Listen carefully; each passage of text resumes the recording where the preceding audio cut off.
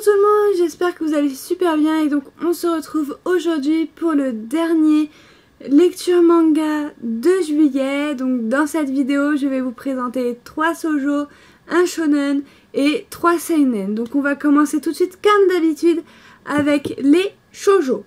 Donc tout d'abord je me suis lu les tomes 5 et 6 de Reure Hello de Toko Minami aux éditions Delcourt Tonkam. Donc Reure Hello est toujours en cours avec 10 tomes, nous n'avons pas la date du tome 7. C'est un shoujo de genre romance, school life et tranche de vie.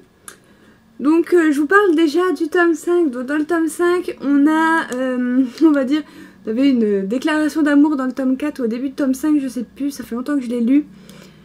Et en fait, Riri dit quelque chose, mais en fait on a l'impression qu'elle a oublié et qu'elle se rend pas compte que logiquement elle devrait être avec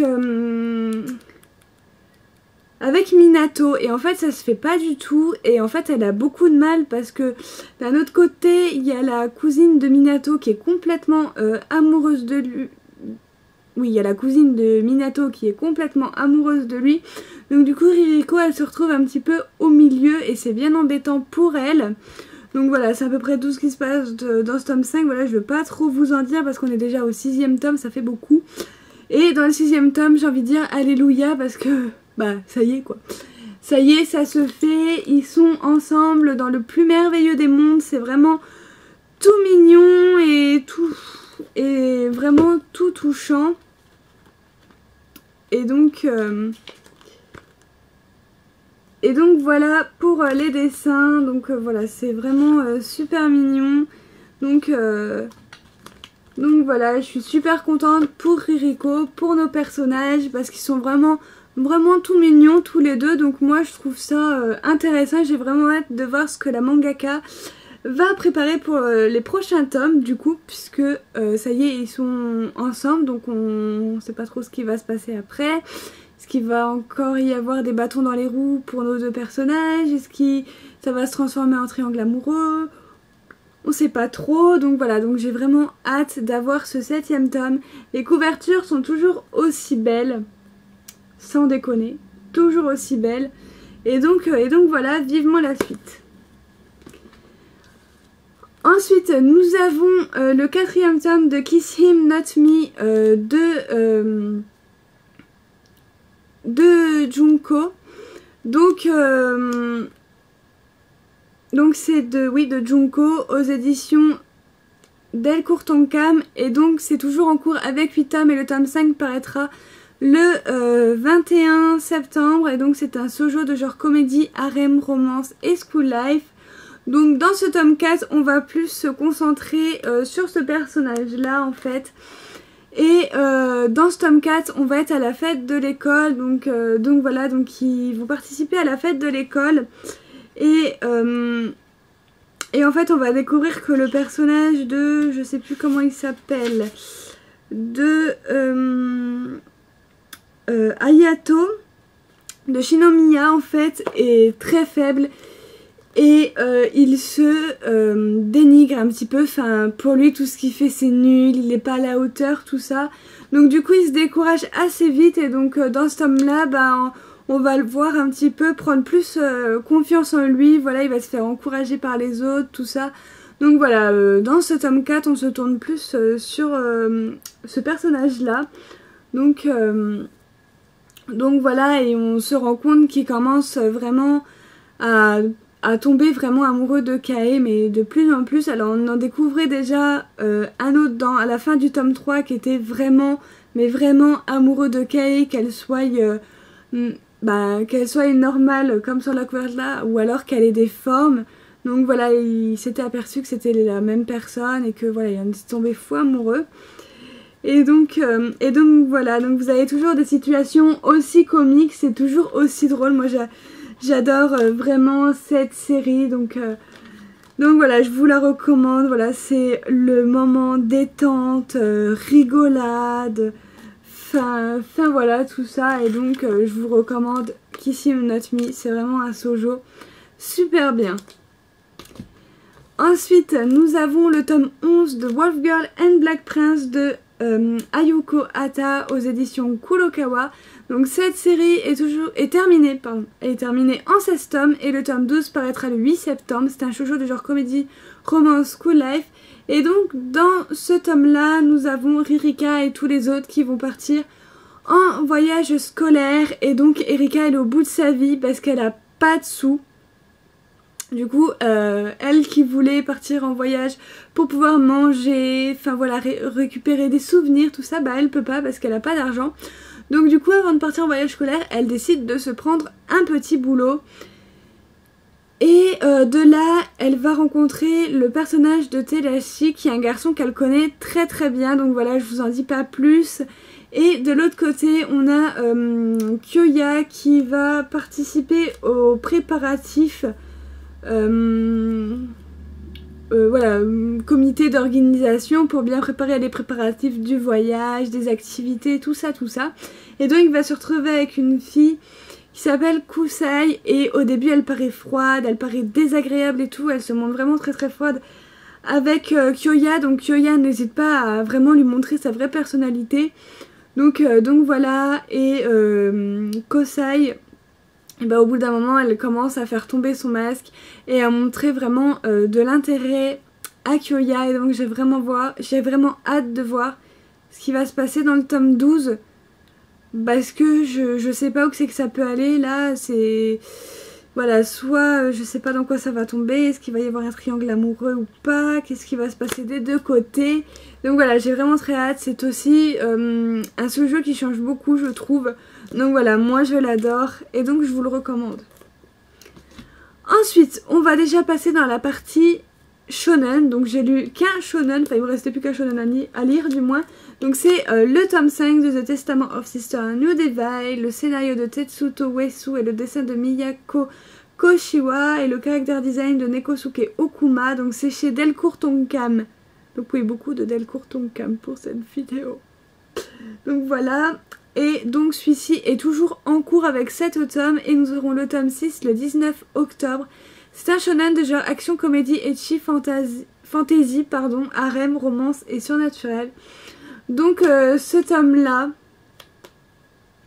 je l'ai lu en 10 minutes. Parce qu'il n'y a pas grand chose comme bulle de texte, on est plus souvent sur des pages comme ça de combat, donc il y a vraiment plus de choses à regarder qu'à lire. Mais c'est vraiment très très plaisant pour les yeux. Donc là, on est toujours plongé dans la bataille entre... comment il s'appelle, Basara et Takashi, il me semble qu'il s'appelle, je crois que c'est ça. Et voilà, on est toujours dans le combat, voilà, on est un petit peu où là les démons essayent un petit peu de lutter contre ce garçon là qui lui il a la puissance de Byakko, donc c'est un tigre de la légende de Chine, je crois, il me semble, quelque chose comme ça. Donc voilà, je me suis pas trop renseignée. Voilà, c'est une des 4 divinités de Chine, je crois, de l'ancien Chine. Voilà, on va dire ça, je parle plus français à cette heure-ci, mais c'est pas grave. Et donc voilà, donc Basara va leur venir en aide. Et il va essayer par tous les moyens de tenter de mettre son ancien meilleur ami hors d'état de nuire. C'était vraiment un beau combat, je peux pas vous en parler parce que sinon je vous dis tout ce qui se passe dans le tome 5. Et donc voilà, on va vraiment être sur ce gros combat. Il va y avoir pas mal de flashbacks sur le passé des anges. Puisqu'il faut savoir que Basara avant était un ange et qui s'est fait... voilà quoi. Donc vous avez des super belles pages couleurs. Et là vous avez cette petite photo, c'est qu'on les voit gosses. Donc je me doutais qu'on allait voir... leur passé, tout ça, qu'est-ce qui s'est passé entre eux, tout ça pour qu'ils en soient au point de s'entretuer, surtout pour des meilleurs amis. C'est assez bizarre, hein. Donc voilà, donc là on en sait vraiment plus et j'ai vraiment hâte d'avoir le tome 6. Donc voilà. Ensuite, on va passer à mon plus gros flop de l'année. Donc voilà, qui concerne une suite. J'ai été... étonnée voilà, que ce soit un flop puisque je vais vous parler de Evolution 6 de Kaya Mitsuru aux éditions Doki Doki. Donc c'est un manga déjà interdit au moins de 15 ans. Et donc il est toujours en cours avec 3 tomes, pas de date pour le tome 3, je crois si sort début septembre mais j'ai pas pris du coup puisque je compte pas continuer. Et donc c'est un seinen de genre action, combat, science-fiction, surnaturel. Donc ce tome 2, rappelez-vous je vous avais parlé du tome 1 dans ma vidéo nouveauté manga 100% coup de cœur parce que quand même le tome 1 m'avait beaucoup plu. On partait sur quelque chose de différent avec des mutants, des transformations et tout, on partait vraiment sur quelque chose de différent. Et ça m'avait bien plu. Malheureusement, ce tome 2 m'a déçue. Donc voilà, je me suis perdue à plusieurs reprises dans le synopsis. On part de quelque chose avec des personnages. On repasse à une autre action pour revenir ensuite à la précédente. J'ai rien compris, je me suis carrément perdue dans ce livre. Donc j'avais pas envie de le relire pour comprendre quoi que ce soit. Voilà, à un moment donné, quand vous y arrivez plus, quand vous rentrez plus dans un tome, il ne faut pas vous acharner dessus et arrêter la série tout bonnement parce que sinon c'est de l'acharnation. Je sais pas si ce mot existe mais voilà, ça sert à rien de vous acharner sur une série parce que vous l'avez commencé alors que vous n'arrivez pas à rentrer dedans, vous comprenez rien à ce qui se passe. Voilà, les actions sont faites à moitié, après on passe à autre chose pour revenir sur l'action précédente. Voilà. C'est tout ce que je pourrais vous dire sur ce tome. Je suis moi-même déçue finalement que ce soit une mauvaise lecture et que j'ai rien compris à ce que j'ai lu parce que j'avais vraiment beaucoup aimé le premier tome.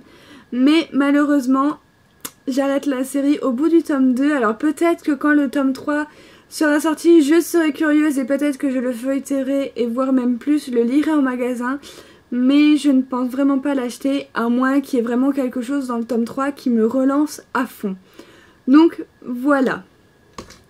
Ensuite, je passe à un seinen qui était beaucoup mieux. C'est Killer Instinct, le scénario de Michio Yasu et le dessin de Keito Heida. Donc c'est aux éditions, encore une fois, Delcourt Tonka. Et donc celui-ci est toujours en cours avec 5 tomes. Je n'ai pas trouvé la date du tome 4, mais il me semble que derrière ils disent que c'est prévu pour septembre, non même pas à suivre dans le tome 4, donc j'ai pas trouvé la date du tome 4, si je la retrouve je vous la mets comme d'habitude en dessous de la vidéo. Donc dans ce tome 3, mais ça devient complètement l'anarchie, les personnages deviennent tous tarés, donc voilà, dans ce tome 3 on ne peut faire confiance qu'à soi-même, donc voilà, au début c'était là, ouais on va rester tous groupés, comme ça on est sûr que personne ne fait rien ni tout ça. Dans ce tome 3, on est tout à fait à l'opposé, ça bouge, voilà, il y en a qui essayent de faire tomber les masques de l'autre, ils essayent tous de s'entretuer pour qu'il n'y en reste plus qu'un et que ce soit vraiment le dernier le survivant. On a des personnages aussi qu'on comprend, qui cachent bien leur jeu, surtout ce personnage-là. Voilà, la petite fille, la petite adolescente qui est dedans, on comprend à la fin du tome 3 qu'elle cache bien son jeu. Donc voilà, donc j'ai pas bien compris encore dans ce tome s'il y avait un mort ou pas, parce qu'on voit pas vraiment, on voit des trucs mais on sait pas s'ils sont vraiment morts ou pas. Je pense qu'il y en a un, oui, mais je ne suis absolument pas sûre, donc je ne peux pas me prononcer et je ne vous dirai pas puisque c'est à vous de le découvrir dans ce tome 3. Mais c'est une lecture que j'ai vraiment adorée. Donc voilà, comme vous le savez, je suis vraiment pas difficile en survival game parce que j'adore vraiment ça. Mais alors celui-là, je l'adore, mais attention, hein, moins 16 ans. Voilà, pour public averti de 16 ans et plus parce que ça va parler de viol, ça va parler d'humain qui bouffe d'humain. J'ai oublié le terme exact. Donc voilà, et on voit vraiment tout ça dans ce tome-là. C'est vraiment très très bien dessiné. Et pour les enfants de moins de 16 ans, bah, ça peut faire peur. Et donc ça peut choquer, ça peut dégoûter après de continuer les mangas. Donc s'il vous plaît, respectez vraiment bien cette tranche d'âge pour Killer Instinct. C'est vraiment pas tout public, c'est dégueulasse. Il se passe vraiment plein de choses et c'est vraiment plein... Et c'est plein de choses dégueulasses. On voit le passé... on voit des flashbacks également aussi dans ce tome-là, où c'est qu'on voit un petit peu qu'est-ce qui s'est passé dans la vie des personnages, des 7 personnages qu'on suit. Comment est-ce qu'ils ont, qu'est-ce qu'ils ont vécu avant d'arriver dans cet endroit clos et de devoir participer à un jeu. Et donc voilà, et moi j'ai peut-être une théorie là-dessus puisque, enfin je vous dirai pas mais j'ai peut-être ma théorie. Donc Senpai, si tu passes par là, on pourra toujours en parler. Et ensuite, pour la dernière lecture que j'ai effectuée, c'est le 4e tome de Kazane, la voleuse de visage d'Aruma Matsuura aux éditions Kiyun. Donc cette série est toujours en cours avec 8 tomes et le tome 5 paraîtra le 22 septembre. C'est un seinen de genre dramature, mystère, psychologique, romance, sociale, surnaturelle et tragique. Je peux vous dire que ce tome 4 enterre carrément les 3 premiers tomes. Cette lecture a été mais plus que géniale. Donc voilà, j'ai lu le tome d'une traite, j'ai dû le lire en un quart d'heure, 20 minutes également. Voilà, parce que c'était tellement bien, c'était tellement prenant que en fait, voilà, je tournais vite les pages pour pouvoir découvrir la suite. Donc dans ce tome 4, on va toujours découvrir Kazane qui est toujours sur scène. Donc voilà, on voit qu'elle aime toujours ça et ça fait super plaisir. Et elle va rencontrer un nouveau personnage, donc je vous en dis vraiment pas plus, mais voilà, le tome va tourner sur un autre personnage du nom de non, pas Salomé, c'est le rôle qu'elle est en train de jouer. Je sais pas si le nom est marqué.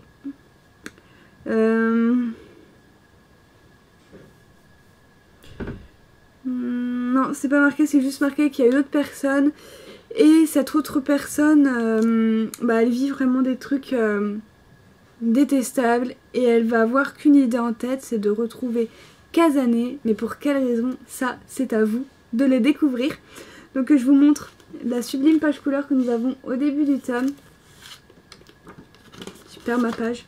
Et je vais vous montrer un petit dessin.